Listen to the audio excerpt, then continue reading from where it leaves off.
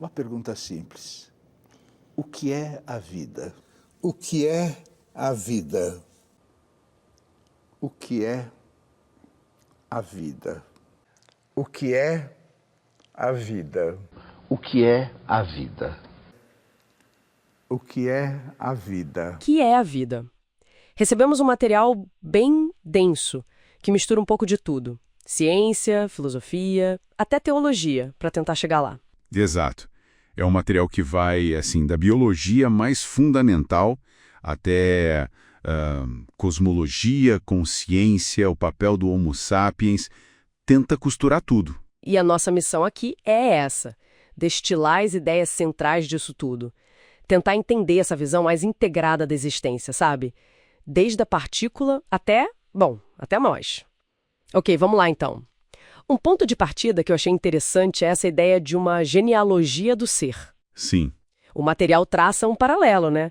Entre a origem dos elementos químicos, lá do hidrogênio. Isso. E a teoria do Luca, o último ancestral comum universal na biologia. Exato. E ele conecta isso, quer dizer, a fonte conecta isso a uma visão maior ainda, onde tudo parte de uma matriz única. Ousado, digamos assim, a fonte sugere que Deus pode ser atestado cientificamente. Cientificamente. Essa é forte. Mas calma, não do jeito que a gente imagina logo de cara. Deus, aqui, é apresentado como a origem dele, né? O processo por ele e o propósito para ele, de absolutamente tudo que existe. Isso não fica só na religião tradicional, não. Abrange toda a estrutura da realidade. Do mundo quântico até a organização das nossas células, sabe? Ele tenta costurar física, química, biologia, tudo junto. Entendi. Mas essa afirmação, atestar cientificamente algo tão amplo, mesmo redefinindo Deus como totalidade, imagino que o material explique como ele defende essa ponte, né? Entre ciência e, metafísica. Exato. Ele tenta. O argumento central é que a própria ciência, quando investiga bem a fundo, acaba revelando essa interconexão fundamental em tudo. E aí, dessa visão toda, surge a grande pergunta que fica ecoando. Afinal, o que é a vida? E a resposta, pelo jeito, começa olhando para nós mesmos. Começa com o Homo sapiens. E depois faz o caminho de volta, sabe? Descendo pela árvore da vida. E encontra um ponto comum, uma origem, uma estrutura básica ali de DNA, RNA, que é compartilhada por quase tudo que a gente chama de vivo. Uma base comum. Isso. Mas a realidade que nasce daí, nossa, é descrita como imensamente complexa, talvez imparametrizável, ou seja, tão cheia de detalhes, tão intrincada, que talvez a gente não consiga definir com um número limitado de regras, entende? Entendi. Difícil de medir, de encaixar em um modelo só? Exatamente. Se tudo está conectado e a gente veio dessa mesma base, onde nós entramos nisso?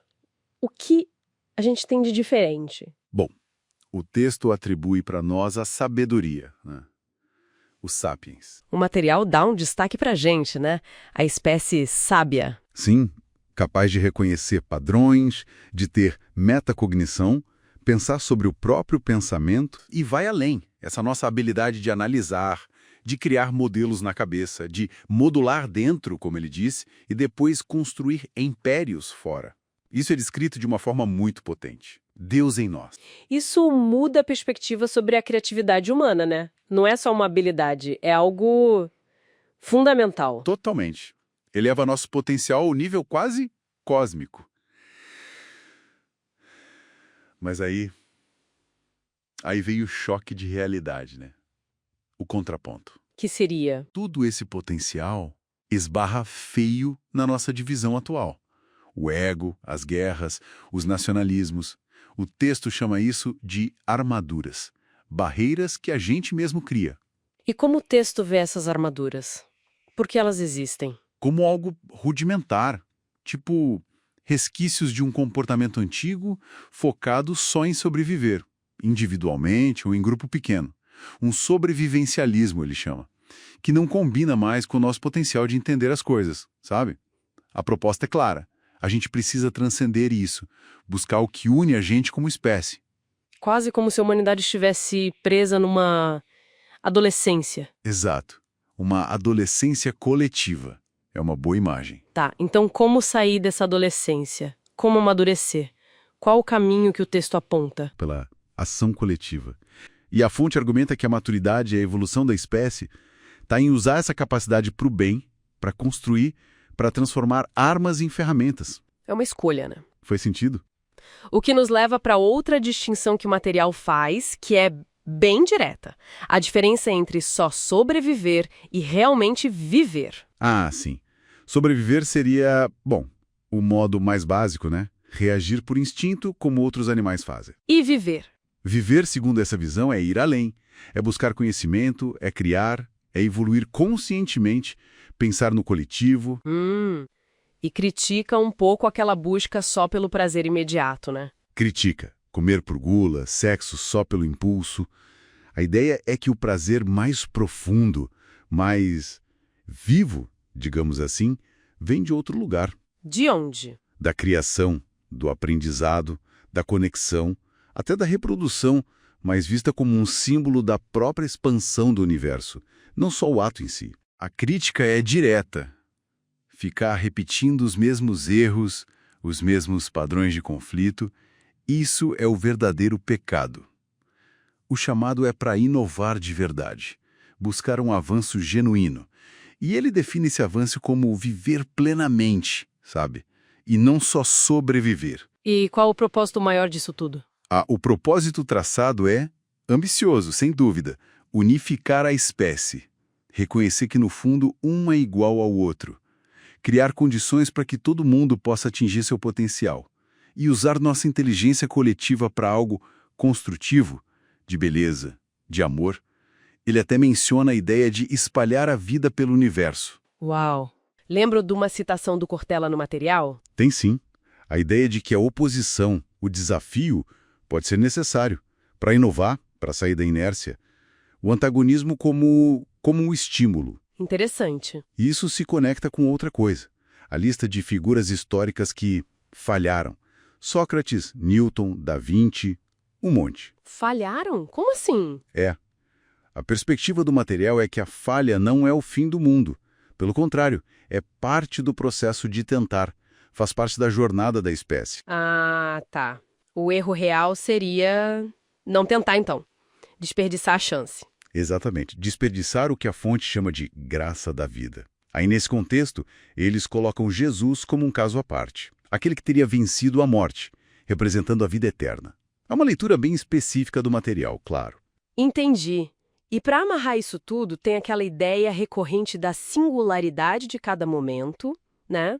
Nunca foi e jamais será igual. Isso é chave. Mesmo que você passe pelo mesmo lugar, você mudou, o lugar mudou, tudo mudou. Cada instante é único.